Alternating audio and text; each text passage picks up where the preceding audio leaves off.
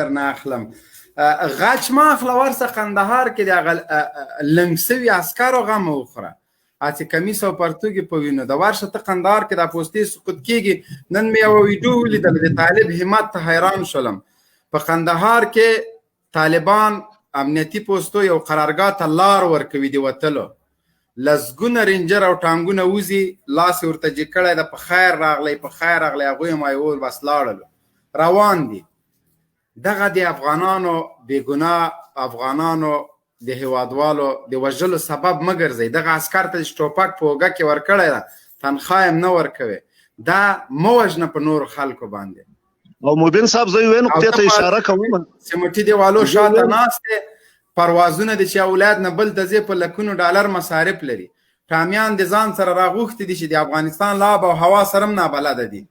دلته د کېنولي دي عسکر د په سنګر کې ډوډۍ نه لري اکمالات نه لري اولیا کوم ضرورتونه حتی اوبه نشي ورسولی خو مه کوه جګړه که چېرته رښتیا دوی له طالب سره جګړه کوي زه د حل لار ورته کوم د اردو عسکره تر هغه پورې ټاک مه کوه قسم خدای د تاسو په مرګ باندې د موږ زړه دردېږي ځکه تا نه وروسته کورنۍ پاتې کېږي امرالله صالح تیار نظامي اکاډمي زوی ویلی کاغذ پیچ دغسې غوړ پړ زوی د را دی ولي هغه دې ولیږي طارق غني دی راسي د محب زوی دی راسي یا د په خپله جګړې ته لاړ سي دغه نور والیان چې زمن په اعلی پانتونونو کې په اروپا او په امریکا او په دوبۍ کې سبقونه وایي د دوی زمن دی راشي صرف 10 ورځې د جګړې لیکو ته لاړ شي هر یو د خپل زوی یو قرارګاه ته ولیږي چې دغه د ما بچی ده چې ته مړ کېږي دا به هم در سره مړ کېږي یا خو به دا جګړه له طالبه وګټي او یا به موږ ته د وطن سره مینه معلوم شي رښتیا دوی وطن سره مینه لري چې د هر یو زوی یو قرارګاه ته لاړه ته په خپله وګوره چې دوی طالب ته ورځي که نه چې راسه څه مشکل لري بس زه درته دستي هر څه درته پرېږدم خو د وخت چې د ده زوی په اروپا کې د پارلمان رئیس و د پارلمان وکیل د عیش او عشرت دپاره دوبۍ ته ځي جګړې ته به خامخا تیل شیندل کېږي دا چې دوی لکه طالب مشران چې د جګړې په لومړۍ کرښه کې دي قرباني ورکوي دنیا ته ثابته کړم ده له مشر نه تر کشره پورې چې څومره طالبان دا د جګړې په لومړۍ کرښه کې وینې هم توی شوي قربانۍ هم ورکړي او د لسګونو موږ ورته مثال هم تېرولی شو داسې د دوی د جګړې دا نه ورسره حسابوو زما اواز ورک شو مبین صاحب زه یوې موضوع ته اشاره کوم مبین صاحب محترم زه یوې موضوع ته اشاره کوم هغه دغه خصوصا ډیموکراټانو ته سوشلستانو ته د سکشیانو ته دا ټولو ته دا وایم که چیرې د اسلامي امارت مجاهدون دومره وزګار وي چې خدای نه خاصه دا بېګناه افغانان یې وژلی نو تر دې دغه ستاسې قطارونه دغه ژړ پتلونې نه دي د عسکر دا پرون چې تاسو په خپله اشاره ورته وکړه چې دا په قطارو د تسلیم سوي را روان دي او پتلونونه یې هم ژړ دي او دا ژړ لیکې په پسې دي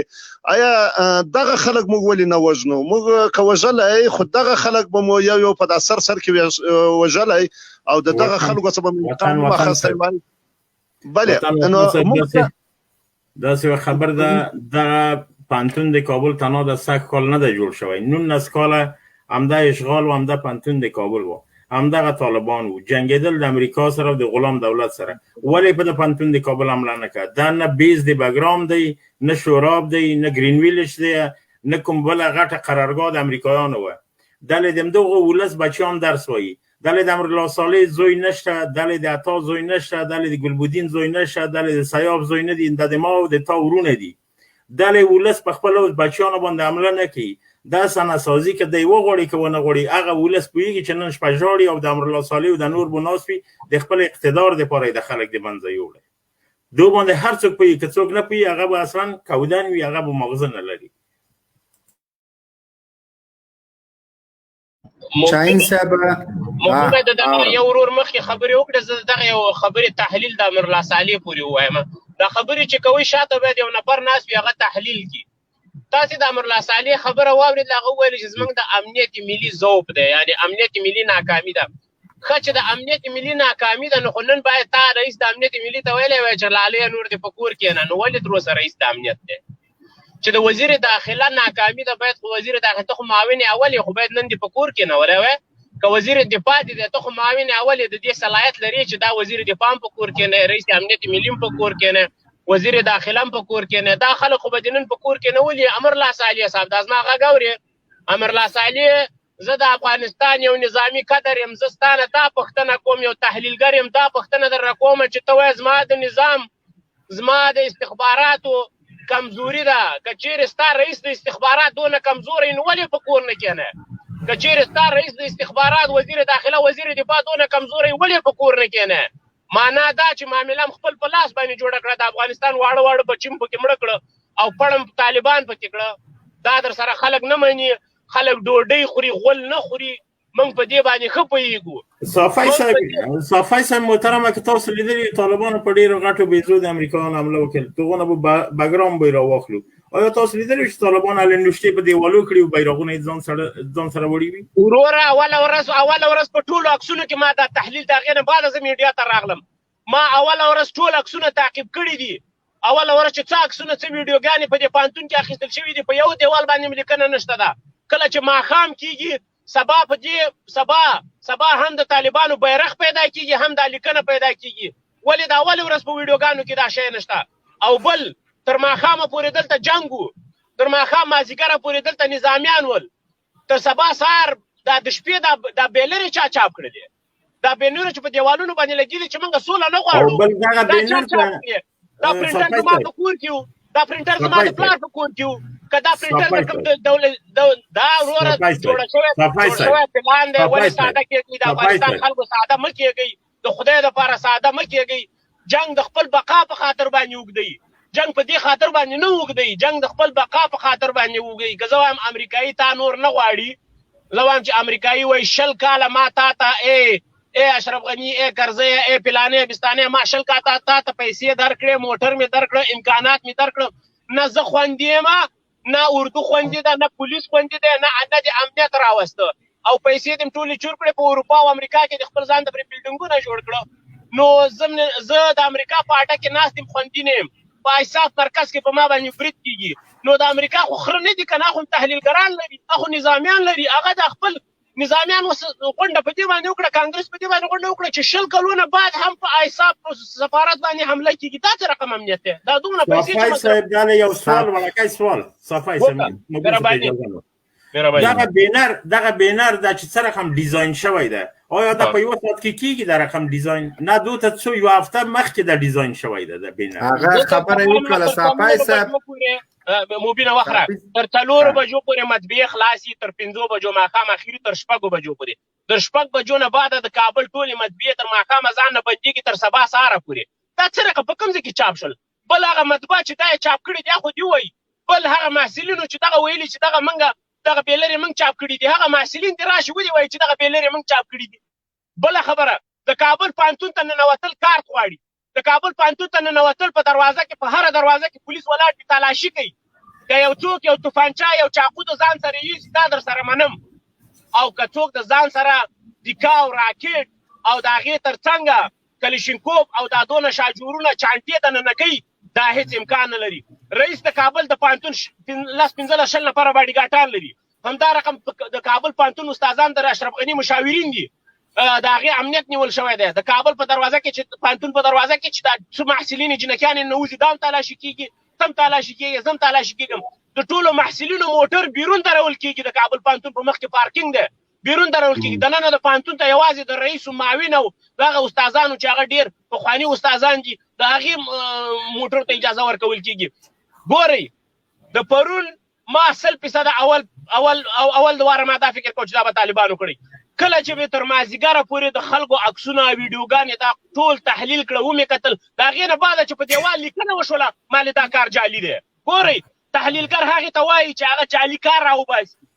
هېڅ کله په یوه ځای کې ما دا کار نه دی لیدلی سره طالبانو په حمله چې په هغې یوه ځای کې لیکل شوي چې دا امارت اسلامي زنده‌باد. قسم درته کوم، ګورئ، په ډېر وړه کې کچه، په ډېر وړه کې تحلیل باندې ځان ته نظامي وایم، خو عقل مې د دغې ډېر بې عقلانو نه ښه دی. دغه وړه لیکنه چې شوې ده دا هیڅ امکان نه لري چې دا د جعلي نه وي.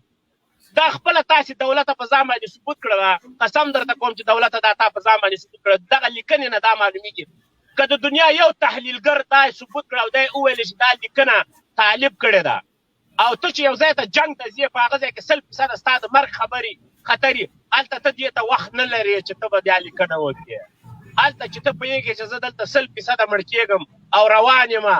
او 15 دقیقې 10 دقیقې 1 دقیقه زما په ژوند باندې باور نشته هلته طالب بیا په دې فکر کې نه چې زه به دا لیکنه وکړم دا دروغ ډېره زیاته مننه صافی صاحب محترم داسې اندازه ده ماته چې تا هلته امریکا ته تللی ډرونز ده که نو موږ به راتلونکي نظام که د هر چا وي د هر چا وي نو یو ورځ خو به مړ کېږم نو ځکه ډرونز د کوم یو ورځ خو به مړ کېږم خدای ته خو روان یم که جواب هدف مې نه و هدف مې دا نه و هدف مې دا و که ډرونز ده که او که نور هر څومره تعلیم کې موږ د افغانستان سرمایه په دې خاطر بولو راتلونکي نظام کې که د طالبانو نظامي کار شو کې نو موږ به قدرونه لرو موږ به قدرونه لرو زما ټول معامل پولیسي محلي دي تا ته ښه معلومه ده مبینه په نره پورې تر ننه پورې جنګ کړی خو دروغ خبره نه درته کوم دروغ خبره نه درته کوم تر ننه پورې مې د طالب سره دښمني کړې په نره مې کړې راتلونکي کې د الله پاک سوله راولي او الله پاک د موږ او تاسو ټول په یو ټغر کېنوي خوند هغه ورځ کوي چې د اردو عسکر وي او که طالب ټوپک له اوږو نه کته کړي او دواړه لکه ورونه غوندې ژوند وکړي دا چې امریکایي اشغالګر راغلي افغانستان ته او زمینه د جګړې برابره کړې ده دوی وځي او دلته ټامیان موږ ته پرېښي دي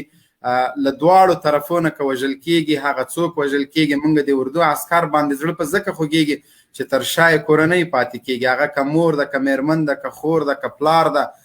ځورېږي پې باندې او عقده نیسي نور هم جګړې ته لمن وهل کېږي نور هم دا جګړه اوږدېږي او بلې خواته که طالب وژل کېږي طالب دا خبره کوي چې دا زما مجبوري ده زه جګړې ته مجبور شوی یم دلته اشغالګر راغلی دلته چې د اردو عسکر زه واژنم هغه د امریکایانو سره په وږه ولاړو نو دغه ټولې بهانې به دې سره ختمې شي موږ به راتلونکي کې یو تحلیل بل کوم د برید تر شا غټه فلسفه پرته ده تاسې ښه ورته غوږ ونیسئ د برید تر شا نړیوالو ته دا ښودل طالب اثباتول ښه خبرې ته غوږ کېدوي د برید تر شا نړیوالو ته دا ښودل چې طالب حسم عام خلک وژني ښه خبرې ته غوږ کېدو د برید تر شا دغه کم امنیتي ځواکونه یا کم د دنیا ځواکونه چې دلته په افغانستان کې پراته دي د ناټو سره دوی ته دا ښودل طالب ملامتول دوی ته دا تحلیل ورکول چې طالب اوس هم عام خلک وژني او بیرته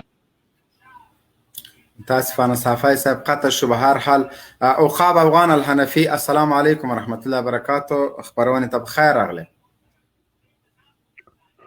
وعلیکم السلام ورحمت الله وبرکاته محترم جنرال صاحب الله مروغ جوړ لره په دې هله چې ما غږ بواوري غږ دی اورو بیخي فوق العاده ښایسته غږ د مهرباني الله پاک مروغ لره د مال خوانه هم ټول ملګرو ته سلامونه او احترامات تقدیموم الله پاک مروغ جوړ لره د ژوند په ټولو چارو کې بریالي اوسئ جنرال صاحب نن بیا هم د تاسو موضوع د کابل پوهنتون او د کابل پوهنتون په محصلینو باندې په تیر وحشانه برید باندې ده زه غواړم په دغه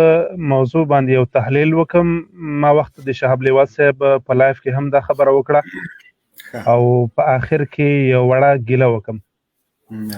لومړی خدا چې په کابل شوی برید دا وحشانه برید دی زه هم غندم امارت هم په څلورو مختلفو اعلامو کې وغند د قطر سیاسي دفتر غړي او د مذاکراتي ټیم غړي محترم انس حقانی صاحب هم دا برید وغنده په خپل ټویټر باندې مفصله اعلامیه راغله او د طالبانو د عالی تحصیلاتو ادارې هم دا برید وغنده په مکرر ډول 4-5 اعلامیه راغلي دغه برید په کلکو ټکو وغند طالبانو هیڅ کله هم دومره کلک عکس العمل نه وښودلی او د دې برسیره مجاهد صاحب د امرالله صالح په جواب کې هم دوه خطرناک او اور غورځونکي ټویټونه وکړل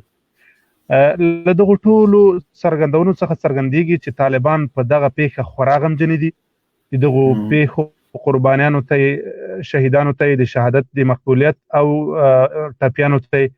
د عاجل شفا غوښتنه هم کړې راځم برید ته برید چا وکړ د کومو اهدافو لپاره وکړل په دې باندې ملګرو مختلفې څرګندونې او تحلیلونه وکړل او صافي صاحب هم نن مفصل تحلیل وکړ په دې هیله چې صافي صاحب ته په راتلونکي کې هم دغسې هدایت په نصیب وي په افغانستان کې په دې وروستیو کې چې کله د طالبانو د امریکایانو توافق وشو دلته د سولې څرکونه معلوم شول خبره د خدای دپاره کوه وروره یو خبره کوم وایي توره د ورور دپاره کوه خبره د خدای دپاره کوه دا زموږ ایمان دی نو په دې وروستیو کې چې په افغانستان کې سولې ته تر یو حده پورې موږ سرکونه ولیدل او د امریکایانو د طالبانو توافق تر سره شو، افغانستان د بهرنیو قواو وتل متحقق شول. کابل اداره په دې وویل چې په افغانستان کې ما د امریکایي ځواکونو د لکونو امریکایي ځواکونو پښتون کې په خاریاتو یا هم په اطرافو باندې واک نه درلود. دا چې امریکایان له مانه وځي د ما د نظام سقوط یا زوال دا حتمي دی. دوی له مختلفو لارو بهانې شروع کړي، کوششونه شروع کړي چې په افغانستان کې د امریکایي ځواکونو یا د نړیوالو ځواکونو موجودیت ته همیشني موجودیت ته دلته لاره برابره کړي. زه پوښتنه دا کوم چې دغه برید ولې 10 ورځې مخکې نه کېده چې نن د امریکا د ولسمشریزې ټاکنې شروع دي او د امریکا دوه مخکښ کاندیدان ټرمپ او بایدن دواړه له افغانستان څخه د خپلو ځواکونو د ویستلو نارې وهي.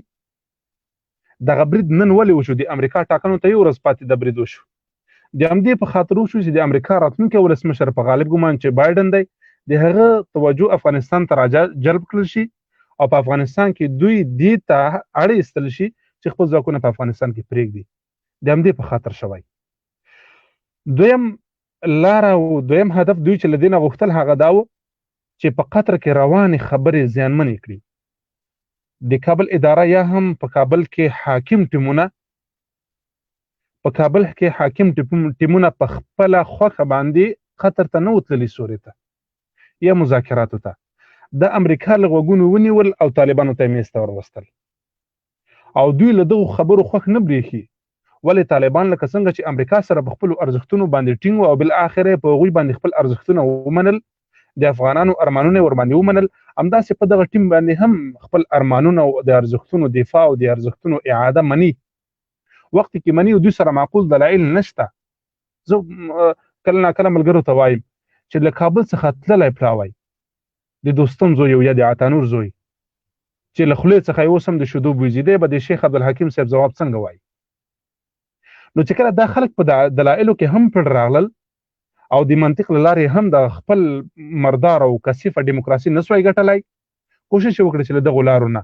بیا تخریب شروع کړي او د امریکا توجه افغانستان ته راجلب کړي او طالبان په دغې باندې متهم کړي تر څو د طالبانو د امریکانو ترمنځ شوی تړون نقض شي او په افغانستان کې بیرته د امریکا موجودیت او جګړه دوام پیدا کړي. یوازینی علت او لامل د دغه برید همدغه و او هغه اهداف چې دوی په دغه برید سره ترسره کول هغه دغه و. راځم خپلې ګیلې ته ما بار ویلي دي، زه وایم د ښاریاتو محصلینو تاسو شهیدان سوئ، موږ تاسو سره په ستاسو په شهادت باندې غږ پورته کړ، ستاسو په شهادت باندې مو اوښکې تویې کړې او ستاسو عاملین مو دغه تاسو سره ستاسو کورنیو سره موږ وعده کوو که چېرته په حاکمیت راغلو ستاسو د شهیدانو بچیانو قاتلین به محکمې ته راکشوو. دغه د موږ تاسو سره غږ و. لیکن دغه 1820 کاله په ښاریاتو نه بلکې په اطرافو سیمو باندې د امریکا او د امریکایي غلامانو ډرون بریدونو دوام پیدا کړی و. زما د طالبانو د اطرافي محصلینو د غوښو ټوټې اوس هم په پوهنتونونو په مکاتبو په مدارسو او حتی په مساجدو کې پرتې دي. د هغوی د غوښو نه اوس هم هلته بویونه خیږي، د هغوی غوښې اوس هم موږ ته په نظر باندې راځي، خو تا ما سره د هغوی په غږ باندې او د هغوی په غم باندې ځان نه و غمجن کړی. لهذا تر دې وروسته زه تر دې وړاندې هم ستا په درد دردمن وم، تر دې وروسته به هم یم، خو ته لطفا مهرباني وکړه تر دې وروسته د ما په درد باندې ځان دردمن کړه او د اطرافي سیمو د محصلینو او د طالب العلمانو او د عامو افغانانو په درد باندې ما سره ځان دردمن کړه او شریک وبوله. اطرافي خلک طالبان مه بوله. د افغانستان هر یو وګړی طالب دی، هغه طالب دی د خپل استقلال او د ازادۍ. د طالب معنا طلب کوونکی دی، هغه د خودخواهۍ او په افغانستان کې د اسلامي نظام د حاکمیت طالب دی. د هر یو طالب دغه طالب غوښتنه او ارزښت وبوله، غوښتنه وبوله او په درد باندې ورسره ځان دردمن کړه. بیا هم زه وایم دا په دې مخکې خبرو باندې تاسو بهترین تحلیلونه وکړل، خو زه دا وایم نن به تاسو اورېدلی وي سیاسي شنونکي او تحلیلګران وایي چې ټوله شپه همدغه سیمه کلابنده وه د امنیتي په اصطلاح د امنیتي ځواکونو له لوري چې سیمه کلابنده په هغه وخت کې هیڅ یو دولتي چارواکی چې په شخصي جامو کې هم اجازه نه ورکول کېږي چې سیمې ته داخل سي. لمنه به د صافی صاحب په دې خبره باندې ښه پوهېږي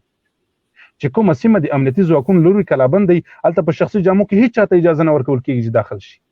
امکان نه لري چې دغه سیمه کلابنده وه. څنګه دغه محصلین دوی وایي چې دا کار محصلینو کړی، څنګه محصلین داخل شول؟ نه دي داخل شوي. دا کار خپله د سالیګک او یا هم د دغه محب ټامي د پلویان له لوري شوی دی د همدغه په خاطر باندې تر څو دغه پړه په طالبانو باندې ورواړي او دلته د امریکا موجودیت ته زمینه برابره کړي خو ټول په دې باندې پوه شوي دي امریکایان له د افغانستان نه روان دي هغه به بیا خپله کډې بیرته نشي رابارولی هغه خپل ډنکړي مرکزونه بیا نه جوړوي هغه خپل اډې بیرته نه جوړوي هغه ځي وځي خامخا وځي لهذا سولې ته زمینه برابره کوي نور د سولې په وړاندې خنډونه مه جوړوئ تاسو به په حاکمیت یاست یا به نه یاست خو دغه ملت ته لطفا سوله راولئ